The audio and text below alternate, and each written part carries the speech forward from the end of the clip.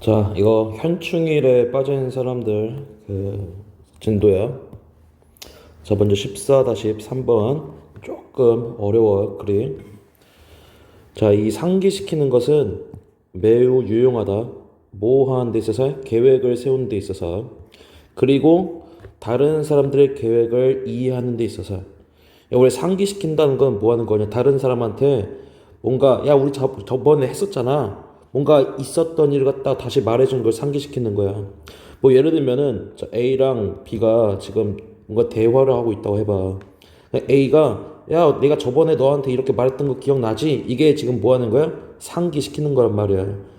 이제 상기시키는 거가 왜 이제 계획을 세우는데 좀 유용하다고 하는 거냐면은, 자, 이제 내가 이렇게 상대방한테 과거에 있었던 내가 했던 말 다시 말해주는 거 아니야. 야, 너 저번에 내가 같이 그 여행 가자고 했던 거 기억나? 그거에 대해서 B가 이렇게 뭔가 반응을 할 거 아니야. 아, 기억나. 혹은 기억이 안 나. 그러면 A가 그 상대방의 반응을 듣고 어떤 앞으로의 계획을 세우겠지. 기억난다고 B가 답하면은, 아, 그럼 자, 우리 그 여행 갈 때, 아, 어디로 갈까? 뭐 몇 박 며칠을 갈까? 그런 계획을 세울 수가 있을 거야. 근데 만약에 B가 기억이 안 난다고 해봐. 만약 내가 여행 가자고 했는데 B가 기억이 안 난대. 그러면 이제 다시 처음부터 모든 일정을 갖다가 서로 이렇게 조율해야 한단 말이죠. 그 상대방이 어떻게 반응을 하냐에 따라서 이제 내가 그 생각한 그 계획을 좀 앞당길 수도 있는 거고, 아니면 내가 가지고 있는 어떤 그 계획 같은 거를 뭐 전면 수정하거나 아니면 취소해야 되는 그런 경우도 발생할 거야. 그리고 이거는 다른 사람의 계획을 이해하는데도 마찬가지로 유용할 수가 있어요. 만약 상대방이 이해를 했어요. 그 기억이 난다고 해. 여행 갔다고 내가 가자는 말을 했는데 그게 기억이 난다고 해봐. 그러면 이거 다른 사람들도, 즉 B도 지금 뭐 하고 있다는 얘기야? 여행을 뭔가 갈 생각을 하고 있는 계획을 가지고 있다는 거, 내가 이해할 수 있다는 걸 말하는 거야. 자, 그래서 이제 상기시키는 것은 상대방의 혹은 자신의 계획을 세우는데 뭐 유용하다. 뭐 다음, 자, 누군가가 너한테 이야기를 말할 때, 그러나 자, 그는 또한 얘기하고 있는 것이기도 하다. Not only but, 그 계획에 관해서 얘기를 하고 있을 뿐만 아니라 종종 belief, 신념에 관해서 말을 하고 있기도 하다. 사실 1번 같은 경우는 뭐 그렇게 뭐 중요한 의미는 아니고 2번 문장부터가 좀 그래 정반적인 좀 중요한 문장이 시작되는데, 자, 우리가 이 글에서는 그 이야기가 있는데, 이야기는 뭐뿐만 아니라 뭐에 대해서 얘기를 하는 것이래? 계획에 관해 얘기하는 것이기도 하고, 그 다음에 신념에 관해 이야기하는 것이기도 하대. 근데 우리가 앞에서 뭐라고 했지? 그 상기시키는 것이 뭔가 계획을 세우는데 유용하다고 했었잖냐. 그죠? 자, 답 일단 뭐 크게 정리할 필요는 없으니까 이제 이 정도까지 짚고 넘어가요. 이야기는 계획적인 측면이 있고 신념적인 측면이 있다. 자, 다음 여기서부터 여기까지 왜 니까는 부사절. 그러니까 여기서부터 여기까지가 주어 역할이에요. 자, 이야기에서 이해되어져야 하는 것이 뭐에 관한 것일 때? 신념에 관한 것일 때. 그 이야기에서 뭔가 이해되어져야 하는 것, 그게 신념의 측면일 때, 우리가 필요한 어떤 안내의 종류는 바뀐다. 자, 우리는 알 필요가 없다. 다음에 무슨 일이 발생하는지를.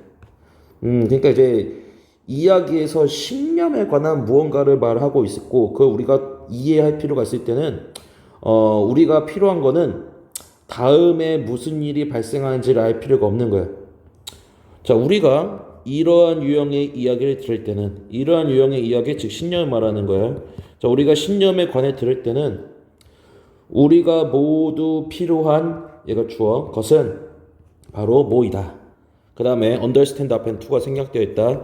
그냥 그러한 이야기들을 그냥 이해하는 것이다. 뭔가 상대방이 이야기를 하는데 그 이야기 중에 특히 신념에 관한 이야기를 하고 있단 말이야. 그러면 우리가 해야 하는 모든 게 그걸 갖다가 그냥 이해하는 거라고요. 얘는 그냥 이해하는 거. 상대방이 뭐뭐는 뭐뭐야. 내 생각은 이런데 뭐 이런 거 같아. 라고 하면 그걸 갖다가 그 다음 게 뭔데? 이런 게 아니라 그냥 아 그렇구나. 그냥 이해해 주는 것이라고요. 됐어? 근데 우리가 반대로 계획이라는 거는 이럴 수가 있단 말이야. 야 우리 한번 같이 어디 갈래? 이거는 이제 신념에 관한 얘기가 아니라 앞으로 어떻게 해야 할지 정한 계획에 관한 얘기를 하는 거야. 그럼 그 계획 뭐 같이 여행 갈래? 듣고 나서 내가 아 그렇구나 이렇게 하는 게 아니지. 내가 뭘 해야 돼? 그런 상대방의 계획에 관한 얘기할 때 아 좋아 가자. 아 안 돼 나 미안한데 그때 바빠서 못 갈 것 같아. 이런 식으로 뭐가 필요한 거야? 이게 반응이 필요한 거야.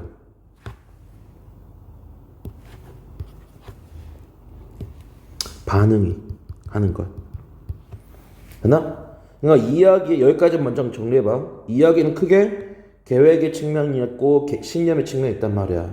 먼저 상대방이 신념의 측면에 관련해서 뭔가 그 전달을 하려 할 때는 내가 그거에 대해서 뭔가 다음번 뭐야? 다음엔 무슨 일이 있을 거야? 어떤 계획이 있지? 이거를 따지는 게 아니라 아 그냥 그렇구나. 그냥 따라가는 거야 그냥. 자, 따라가는 거야.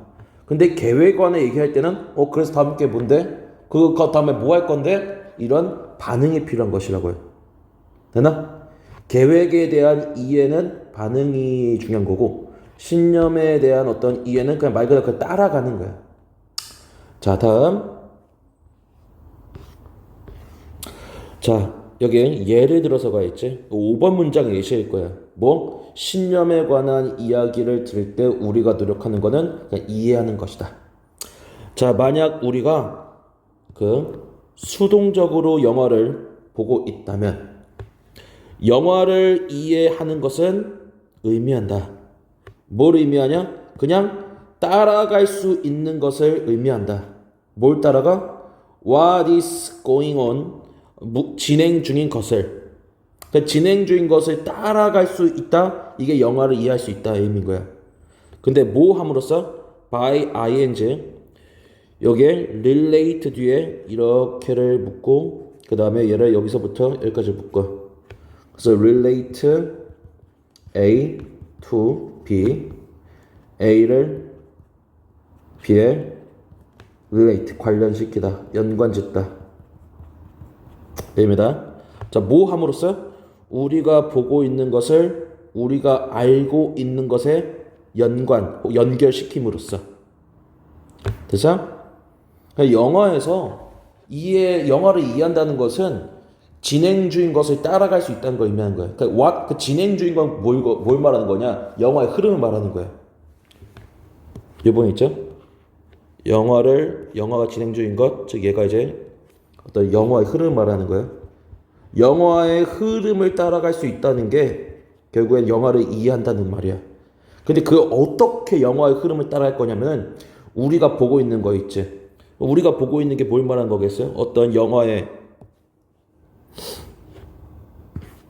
어떤 화면상에 있는 것이지. 그 다음에 우리가 뭐 알고 있는 것, 영화에서 보여지는 어떤 이제 영화에서 보여지는 일기보다는 우리의 어떤 뭐 상식, 뭐 지식 이런 걸 말하는 거예요. 그러니까 영화를 보다 보면은 내가 알고 있는 어떠한 특정한 상징성을 가지고 있는 물체가 등장할 수가 있어요.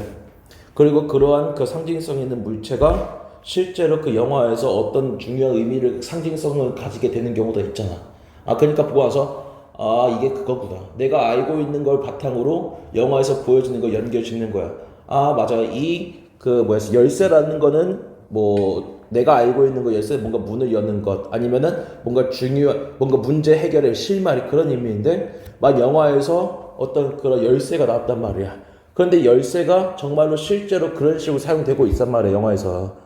그러면은 내가 알고 있는 대로 그 열쇠라는 것이 정말로 어떤 뭔가 문제를 푸는 데 있어서 중요한 의미로 쓰였구나라는 거를 그냥 확인만 하는 거야.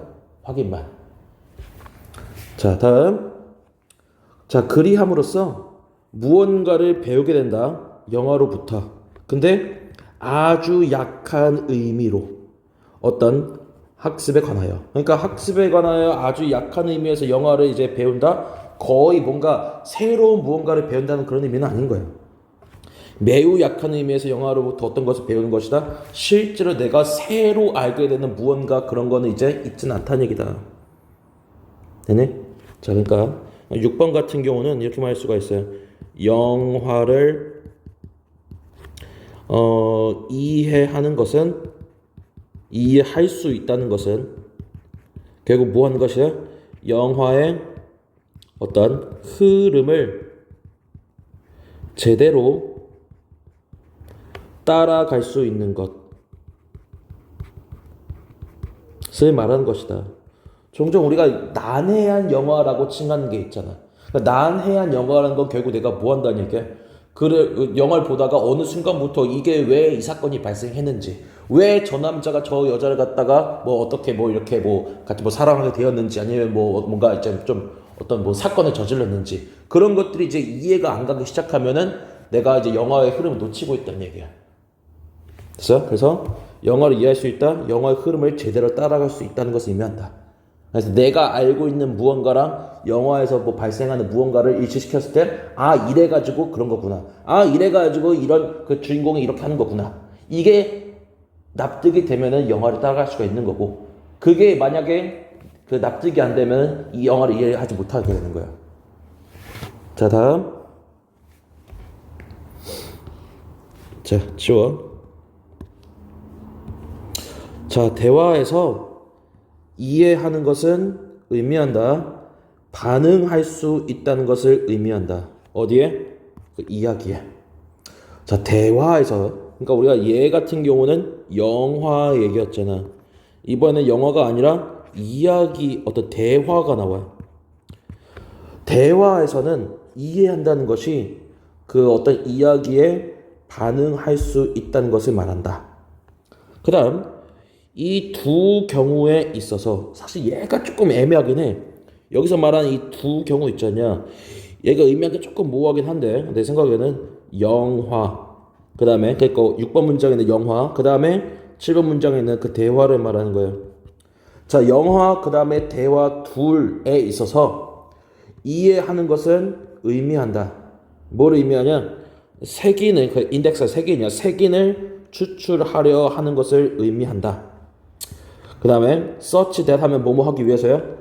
오래된 이야기가 그 연결될 수 있도록 새로운 이야기에, 오래된 이야기가 새로운 이야기에 연결될 수 있도록, 조금 이것도 의미가 모호하긴 한데, 자, 오래된 이야기, 얘가 의미하는 거는 내가 알고 있는 것 정도 보면 되고, 그 다음에 새로운 이야기, 얘가 의미하는 거는 뭔가 말 그대로 이제 그 몰랐던, 기존에는 몰랐던,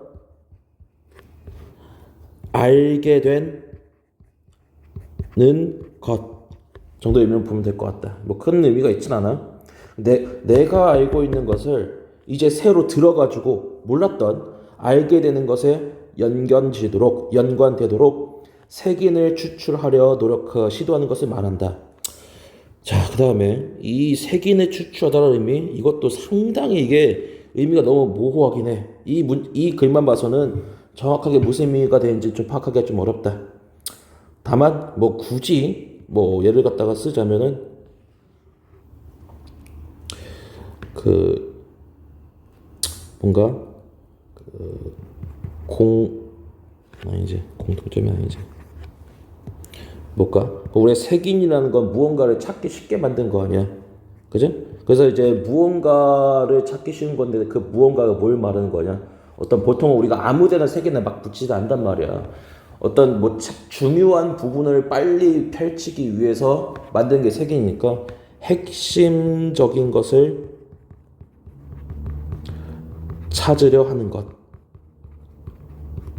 정도로만 이해하면 된다. 내가 알고 있는 것을 몰랐던, 새로 알게 되는 것에 연결되도록 뭔가 핵심적인 것을 빨리 찾으려 노력하는 것, 그게 이해이다. 자, 다음 영어에 있어서 의도는 recognition, 인식이다. 그 다음 대화에 있어서 의도는 반응할 수 있는 것이다. 자, 여기서 이 의도라는 거는 둘 다 그냥 이해할 수 있는 것이라고 하면 돼. 그럼 이걸 집어넣어봐. 영화에 있어서 그 영화를 이해할 수 있다는 것은 뭘 말하는 거냐면은 인식할 수 있다는 것이다. 영화에 보이는 화면에 줄거리 어떤 그 줄거리가 있을 거 아니야. 그 줄거리를 제대로 갖다 내가 따라가고 있는 것, 그걸 말하는 것이 있고, 영화의 어떤 대화에서 뭔가 상대방이 말하는 걸 이해할 수 있다는 거는 내가 상대방이 한 뭔가 말에 대해서 반응할 수 있다는 것을 말하는 것이다. 되죠? 자, 그래서 지금 한 것들을 좀 정리를 해볼게요. 자, 먼저 이야기에는 크게 두 가지 측면이 있어요. 뭐? 계획에 관련된 거, 그 다음에 신념에 관련된 거. 자, 근데 우리가 이제 신념에 관련된 거는 그냥 상대방이 뭔가를 말할 때 그냥 이해해 주는 거에 끝나. 이것만으로 그냥 할 걸 내가 다 한 거야. 그 다음에 이 계획이라는 거는 그냥 발견해 이해하는 게 아니라 그냥 뭐 하는 거냐면 상대방의 뭔가 말을 하잖냐, 그거에 대해서 반응하는 것을 말하는 거예요. 반응하는 것. 그 다음에 이 밑에 그 영화랑 그 다음에 이야기가 나오셨냐. 우리가 이 영화는 뭐라고 했어요? 영화를 이해한다는 건 뭘 말하는 거지? 줄거리를 그냥 그대로 따라갈 수 있는 것. 이게 영화에 대한 이해가 됐다는 얘기고, 그 다음에 대화에서는 뭐라고 했죠? 대화에서는 상대방의 뭔가 말에 반응할 수 있는 것이 이해했다의 의미라고 했었잖아. 자, 그러면은 영어랑 대화랑 얘를 갖다가 계획과 신념 중에 어디에 가까운지 한번 끼워 맞춰봐. 자, 줄거리를 따라갈 수 있는 것, 반응할 수 있는 것. 대화라는 건 즉 어떤 측면이 강하다는 얘기야? 위에 일치시키면은 계획적인 측면이 강하다는 얘기야. 그러니까 영화라는 건 보통 어떤 걸 갖다가 전달한다는 얘기야? 어떤 신념 같은 걸 전달한다는 얘기야. 그러니까 우리가 무언가 영화의 어떤 그 흐름에 뭐 화면을 보고 나서 그걸 우리가 뭐 반응하는 게 아니라, 그러니까 영화의 감독 아니면 영화의 어떤 제작자가 뭔가 전달하려는 바 있을 거 아니야. 그걸 그냥 우리가 그냥 따라가기만 하면 되는 거라고요. 따라가게 하는 거. 그러니까 대화의 목적은 뭐냐? 내가 가지고 있는 어떤 그 계획 같은 거를 상대방한테 뭔가 말해주는 거예요. 단순히 그 전달만 하는 게 아니라 내가 한 뭔가 말을 듣고 상대방이 어떻게 반응을 해주는 것, 이게 목적이라는 얘기죠. 됐어? 자, 그래서 우리가 이 이야기의 그 주제는 이렇게 말할 수가 있다. 이야기에 대한 두 가지 접근 방식. 만약에 상대방이 말하려 하는 게 계획이다. 그러면 그거에 대해서 뭐 해야 돼? 우리가 반응을 해야 돼. 근데 상대방이 뭔가 이야기하는 게 신념에 관한 얘기다. 그럼 우리가 그거는 그냥 따라가기만 하면 돼. 이해하는 것. 그냥 상대방이 뭔가 말하도록 계속 냅둬 그걸 우리가 놓치지 않고 그냥 흐름만 잘 따라가는 것. 그걸 말하는 것이다. 자, 그래서 첫 번째 건 끝났고요. 다음 두 번째 거. 자, 코끼리한테 있어서 선택적인 사냥은 바꾸었다. 불리한 점을 뭐로 바꿨어요? 에셋 하면 자산이야, 자산. 그러니까 자산하면 자산이 있어야 유리한 거야? 아니면 없어야 불리한 거야? 있어야 유리한 거 아니야? 그래서 이 에셋, 자산이라는 건 즉 유리한 것, 그 의미에 가까울 거야. 유리한 것, 즉 자산으로 바꾸었다. 그러니까 vice versa가 반대도 마찬가지다. 여기서는 뭐 역으로 나와 있죠. 반대도 마찬가지다. 즉 우리가 장점을 단점으로 바꾸기도 한다는 의미가 되는 거예요. 다시 코끼리한테 있어서 뭔가 그냥 모든 걸 다 사냥한 게 아니라 선택적으로 사냥하는 거예요. 그러니까 이게 의미가 코끼리가 뭔가 다른 걸 사냥하는 게 아니라 우리 인간이 코끼리를 사냥하는데 모든 코끼리를 다 사냥한 게 아니라 어떤 코끼리는 사냥하고 어떤 코끼리는 사냥하지 않는 걸 말하는 거야. 그런 선택적인 사냥 행위가 불리한 점을 이점으로 바꾸기도 했고 그 다음에 이점을 그 다음에 불리한 점, 즉 단점 바꾸기도 하였다. 그래서 아직은 명확한 의미가 뭔지 모르겠지. 읽어봐야 알 거야 사실은. 자, 인간의 사냥이 없다면 그 터스크가 이제 어떤 코끼리 그 상아, 어금니를 말하는 거야.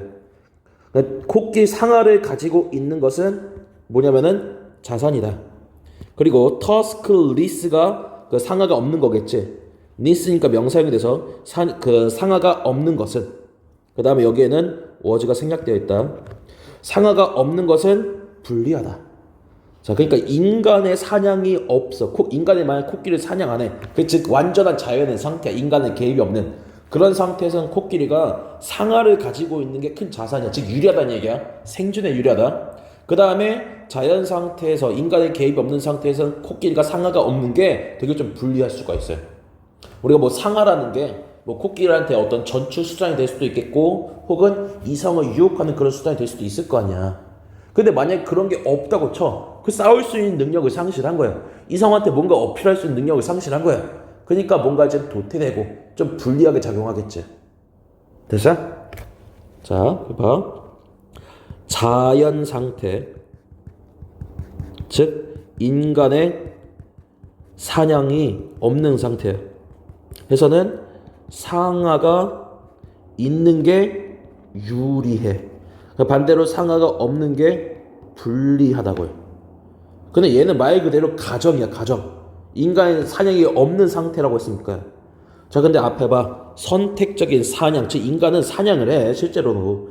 얘가 단점을 장점으로 바꾸고 장점을 단점으로 바꾼대. 그럼 이거를 쓰면 이렇게 되는 거예요. 코끼리의 사냥을 해버려. 코끼리를 인간이 사냥을 해버려. 그러면은 상아가 있는 게 유리할까 없는 걸까? 이게 분리해버리는 거야. 오히려 인간이 코끼리를 사냥해버리는 상황에서는 상아가 있는 게 불리하고 반대로 상아가 없는 게 유리하다는 얘기야. 아니, 첫 번째 문장 잘 읽으면은 이런 어떤 문장, 그 의미가 되는 거를 파악할 수가 있다. 자, 그러면 여기서 좀 물음이 나는 거 있지. 코끼리 사냥하면은 우리가 인간이 코끼리 사냥하면 왜 상아가 있는 코끼리가 불리하게 되고 상아가 없는 애가 유리하게 될까? 왜 이러한 반전이 역전 현상이 발생하는 것일까? 자, 심각한 어떤 과도한 상아를 갖다가 헌팅, 사냥하는 것이 아이보리가 상아야, 상아. 앞에 나와 있는 터스크 걔랑 의미가 똑같다고 보는다.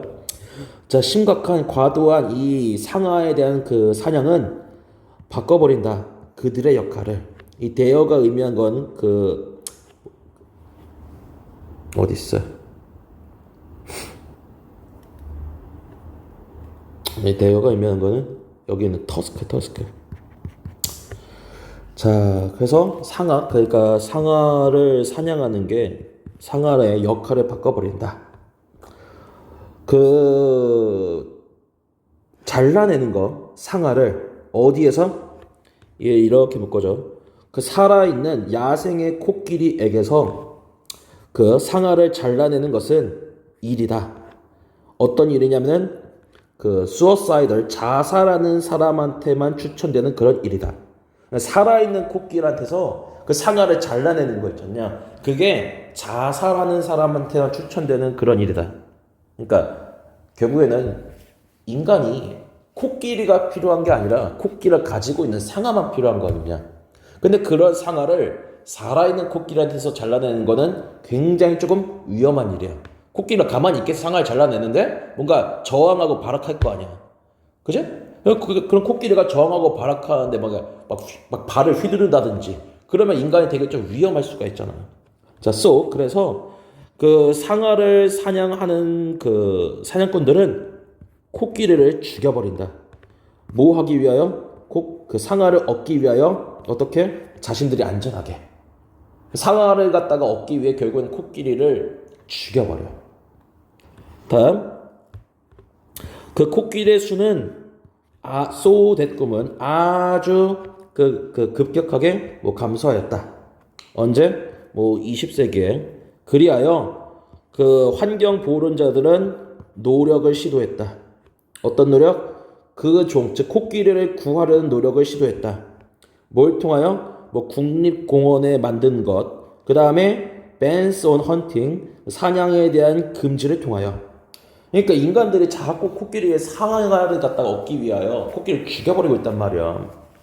그러다 보니까 코끼리의 급격한 감소, 개체수의 감소를 이셨겠고, 이러면 안 되겠다. 자, 코끼리를 보호하기 위해 그 인간의 출입을 통제하는 어떤 국립공원을 만들고, 그 다음에 사냥을 갖다가 금지하도록 뭔가 법적으로 만들어야겠다. 그런 시도를 했던 얘기죠. 그래서 자, 다음. 자, 3번 문장은 결국 이거예요. 코끼리를 상아를 얻기 위해서 코끼리를 죽이는 것은 필수적이에요. 안전하게 얻기 위해서. 자, 그래서 코끼리 사냥이 심각해지며 개체수가 떨어졌고, 그 결과 개체수를 회복하려는 노력으로 이어졌다. 자, 다음 6번. 자, 그러나 뭔가 노력을 했어. 보호론자들이 국립공원 만들고 그 다음에 법적 금지시킨다든지. 여기서부터 여기까지 다 붙고요. fear이 동사, 그 다음에 얘가 주어, 빈곤, 그 다음에 약한 법의 집행, 그리고 전 세계적인 수요. 그러니까 코끼리 상아에 대한 수요를 말하는 거예요. interplay, 어떤 상호작용이. 이런 것들이 전부 다 어우러져서요. 빈곤이 왜 나오냐면은 보통 코끼리가 어디 살아? 아프리카 지역에 살잖냐. 아프리카 지역에 살고 있는 사람들이 보통 가난하지. 그 사람들이 이제 수입을 얻기 위하여 코끼리를 사냥하는 거예요. 그 다음에 법적으로 코끼리 사냥을 금지했는데 그거 갖다가 사냥을 하는 사람들에 대한 처벌이 좀 약했던 거예요. 법에 대한 감시가 법에 대한 어떤 제정이 엄격하게 이루어지고 있지가 않아. 손방망이 처벌하는 것이지, 코끼리 사냥을 하더라도. 그 다음에 왜인지 모르겠지만 전 세계적으로 코끼리의 상아에 대한 수요가 높나 봐. 이런 것들이 전부 다 어울려져서 fear하면은 가속화시키다, 부채질하다. 포치가 밀렵이야. 아프리카에서의 밀렵을 부채질하였다. 심지어 어디에서도? 보호구역에서도. 국립공원 있지 않냐? 얘는 코끼리를 사냥하게 코끼리를 갖다가 보호하기 위해 만드는 그런 지역일 텐데, 그 보호구역에서, 즉 국립공원에서도 심지어 계속해서 이 밀렵이, 사냥이 이어지고 있다. 자, 밀렵꾼들은 nothing, 아무것도 원치 않는다. 코끼리에게서 except 하면 뭐뭐를 제외하고 있잖아. 상아를 제외하고는 코끼리에게서 아무것도 원치 않는다. 코끼리를 사냥해서 딴 거 쓸모없고 상아만 필요한 거예요. 근데 아까 말했잖아. 그 상아를 얻기 위해서 코끼리를 뭐 한다고 했어요? 살려둔 상태에서 상아 얻기가 어려워. 왜? 위험하단 말이야. 어쩔 수 없이 코끼리를 죽여야 된다고. 자, 다음. 그래서 이거는 이제 코끼리의 개체수 회복 노력이 거의 무용지물이라는 얘기야. 이제 코끼리 지키려고 했는데 잘 안 지켜요. 계속해서 사냥이 이어지고 있으니까. 자, 다음 여기 이거 주어고 이렇게가 동격이에요. 한때는 희귀했던 유전적인 특징. 자, 봐. tusklessness, 즉 이 상아가 없는 걸 말하는 거예요. 어금니가 없는 거. 한때는 드물었던 유전적 특징이에요. 그러니까 우리가 열성, 그 다음에 우성이라는 게 있잖냐. 드물었던 건 열성이야, 우성이야? 열성이야, 열성. 코끼리는 대부분 다 우성적으로 상아를 가지고 있고, 정말 가끔 드물게 상아가 없는 그런 코끼리도 있는 거야. 됐나? 그런 어떤 유전적인 특징이었던 상아가 없는 것이 되었다. 훨씬 더 흔하게 되었다. 모함에 따라서 밀렵꾼들이 만듦에 따라서 그것의 이점이 얘가 outweight가 뭐뭐보다 중요하다요. 메이드가 사역동사 쓰였고 그 단점보다 유리하게끔 만들어서 밀렵꾼들이 그 이 이츠가 의미하는 게 뭐냐면은 알겠어. 자, 얘가 의미하는 거는 상하가 없는 것. 상하가 없는 것의 유리한 점이 상하가 없는 것의 불리한 점보다 outweigh 더 중요하게 만들어 버렸기 때문에.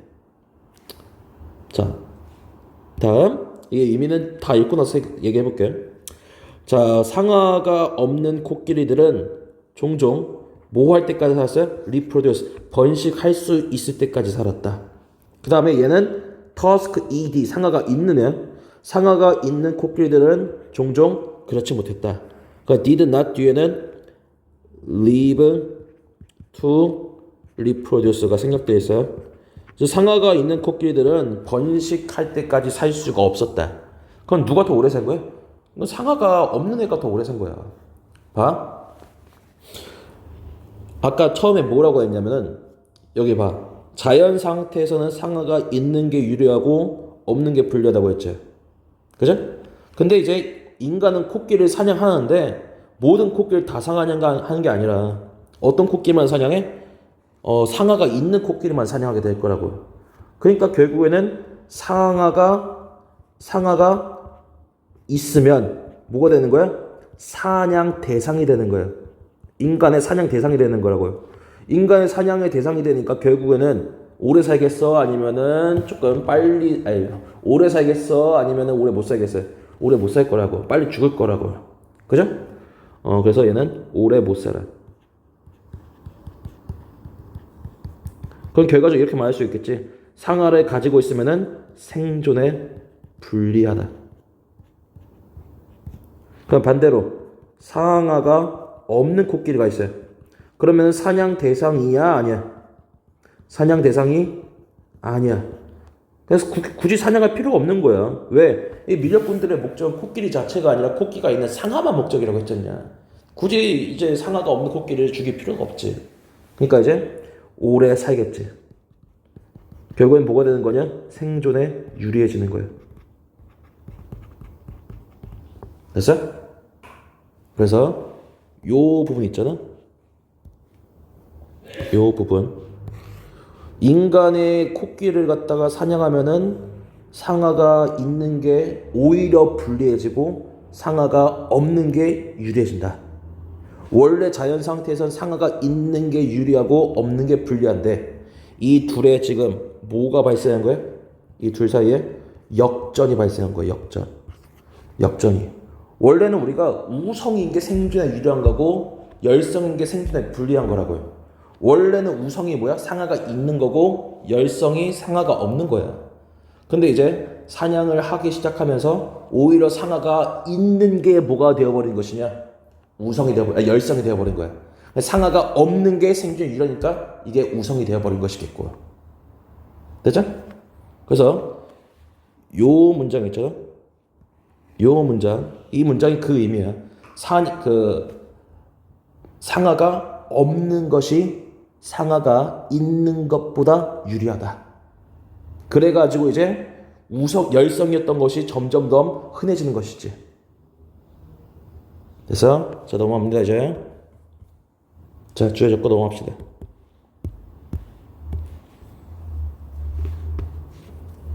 자, 인간의 그 개입은, 이것에서 인간의 개입은 뭘 말하는 거냐? 그 사냥을 말하는 거예요. 코끼리 사냥. 그 특정 종의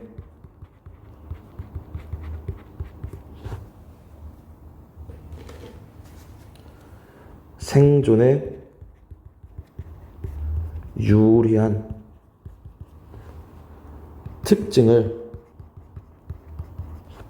완전히 뒤바꿔 버릴 수 있다. 그래서 이 글에서는 그 특정 종이라고 칭하는 거는 이제 코끼리가 말하는 것이겠고, 그 생존에 유리한 특징, 이게 뭘 말하는 거야? 원래 코끼리는 인간의 개입이 없는 상태에서 뭐가 유리했었어요? 상아가 있는 거야. 근데 그걸 완전히 뒤바꿔 버렸대. 완전히 뒤바꿔 버렸다. 결국에는 이제 뭐가 됐다는 얘기야? 상아가 없는 게 생존에 유리하게 되어버렸다는 얘기지. 됐어? 자, 여기까지 두 질문 먼저